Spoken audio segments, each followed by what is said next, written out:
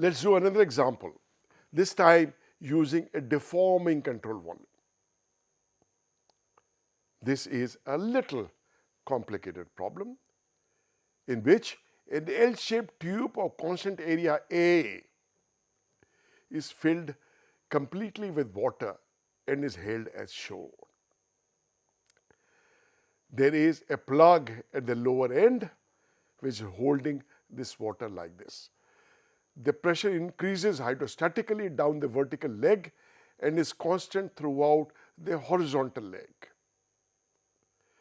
Then at time t is equal to 0, we remove the stopper at the lower right end and the water starts to drain out. The gauge pressure at the exit becomes 0 when the water starts draining out. We cannot use one control volume throughout this volume, because if we use one control volume, there would be horizontal forces and vertical forces in each one of them. Instead, we break this volume into two, control volume 1 and control volume 2. The pressure throughout the vertical leg is in the x direction, horizontal on the curved wall, except at the two ends, the top and the bottom end. The pressure on the cylindrical part of the control surface would not affect the vertical momentum equation, the Z momentum equation, because those forces are horizontal. Similarly, the pressure distribution throughout the horizontal leg, that is the cylindrical part of the control surface of control volume number 2, is not in the x direction and would not enter the x momentum equation. So we'll write the Z momentum equation for control volume 1 and the x momentum equation for the control volume 2. For control volume 1, we have shown the forces. There are two forces. One is the weight of the fluid within the control volume, and the other is the pressure force acting upward on the surface at the lower end of this control volume. When the level of fluid is changing at a rate h dot, the fluid volume within both the vertical and horizontal leg is moving with the speed v is equal to h dot. If dH by dt is the rate at which the level is falling, h dot considered positive upward, then the velocity is h dot. Here the h dot would be negative, so velocity would be negative. The Z momentum contained within this control volume number 1, at time t is rho ah, the mass, times h dot, the velocity. Mass rho ah times the velocity h dot. This is the momentum at time t. So what is the rate of accumulation? Rate of change of this momentum, del by del t of rho a h h dot, which is shown as rho a into h plus h double dot plus h square. In this deforming control volume, there is no flux of momentum at the upper end, but the flux at the lower end is minus rho h dot times h dot.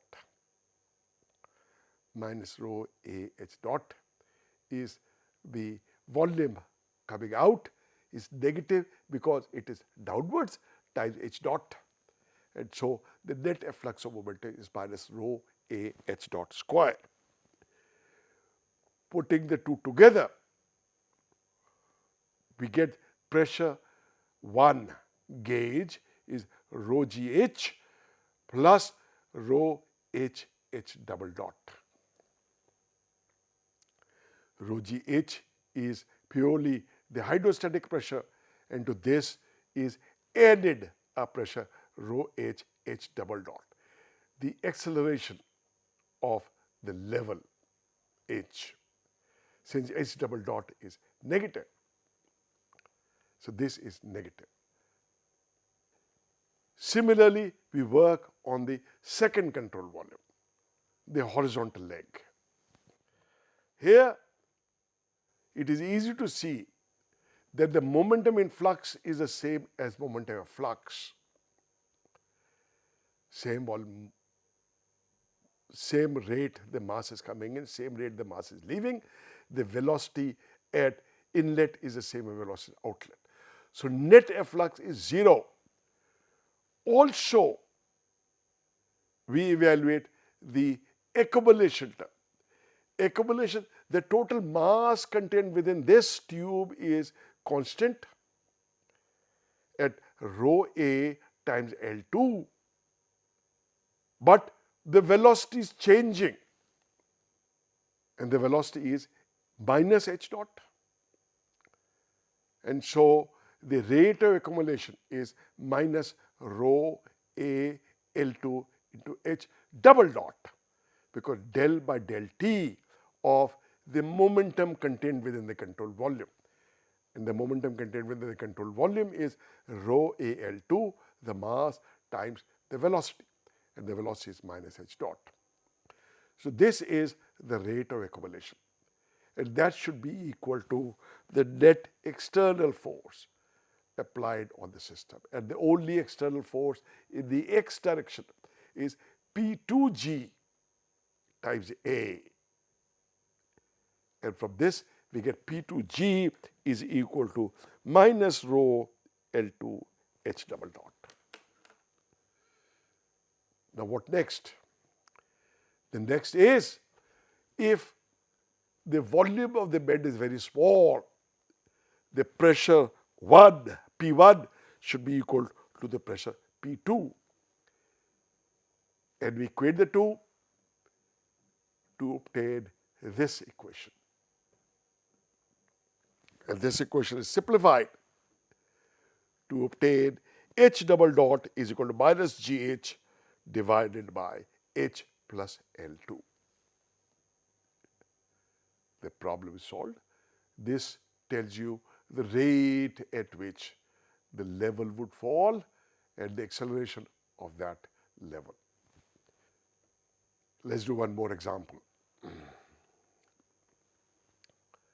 In this example, we try to find out the pressure loss in a sudden expansion.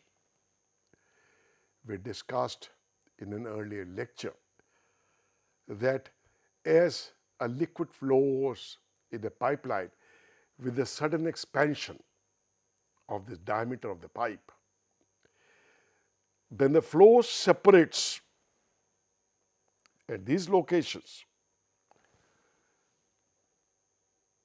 and the eddy is trapped in this dead water region, an annular dead water region.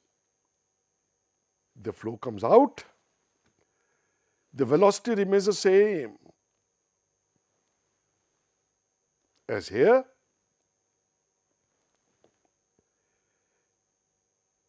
and this flow then reattaches quite a ways downstream. We have shortened the distance in this picture. For illustrating it, we have to find out what is the pressure difference between section AA and section BB. Let's take a control volume like this. We draw the picture of this control volume and the forces. Because the velocity does not change at location A, the pressure all across at section AA would be P1, and all across section BB would be P2.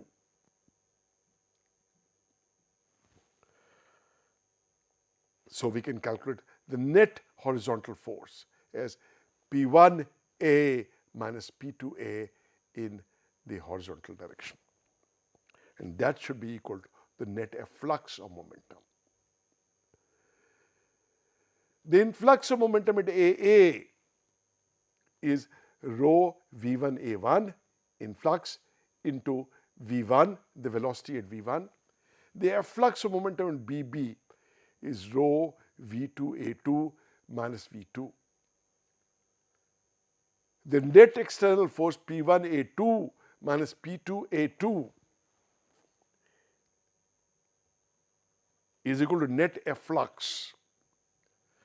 So efflux at BB, which is rho V2A2 into V2, plus the efflux at AA. But the efflux at AA is negative of the influx at AA. So it is minus rho V1A1, the mass flux times the velocity V1. The mass balance equation permits relating V2 with V1 as V2 is equal to A1 V1 divided by A2.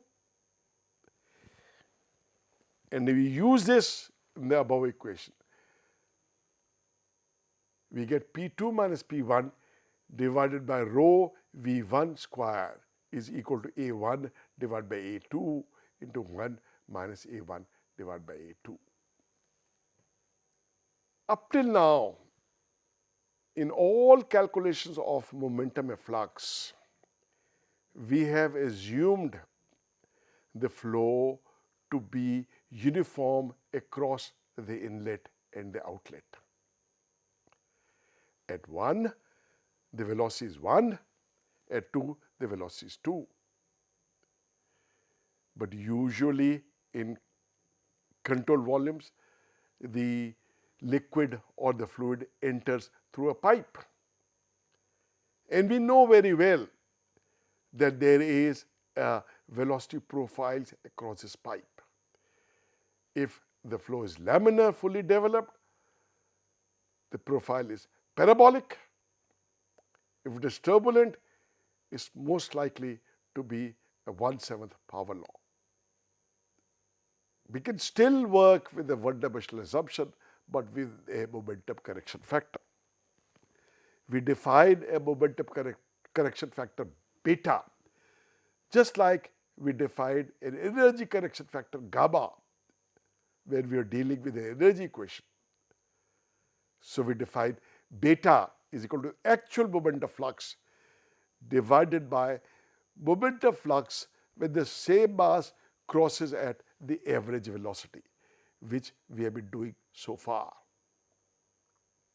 So the actual momentum flux would be the integral over the whole area of rho V square dA, rho V dA times V, integral of that. And the momentum flux when the whole mass crosses at V average is rho V square average times A, where V average is equal to 1 over A integral over area of V dA. We have done that before. So this correction factor can be evaluated by evaluating the integrals. For a circular port of radius r, capital R, the velocity is a function of the radius r alone. So consider a ring of thickness dr at radius small r, and the total momentum flux would be twice pi rho integral 0 to capital R, r V square dr. This is the numerator, and the denominator would be simply rho times the area pi r square into V average squared. That is, beta is equal to the numerator divided by the denominator. Now, we evaluate this factor beta for laminar flow first. For laminar flow, the velocity profile is parabolic. that is V is equal to V max into 1 minus R star square. And the V average we have shown before is 1/2 V max. So that V over V average is twice into 1 minus R star square. The above integration yields beta is equal to 1.33. If we had used a turbulent flow, a very common profile is the 1/7 power law profile of the form V is equal to V max into 1 minus R star raised to power 1/7. And with this profile, we can obtain V average as 0.817 V max. This we did when we were evaluating the energy correction factor. So that the V over V average is given by 0.817 into 1 minus R star raised to power 1/7. And the integration integrated above gives beta is equal to 1.020. A very small correction over 1. So, if the flow at the inlet or the outlet or at both locations is turbulent, as it is more likely to be since most economical flows are turbulent, we may not apply momentum correction factor because this will result in an improvement only by 2%, not significant.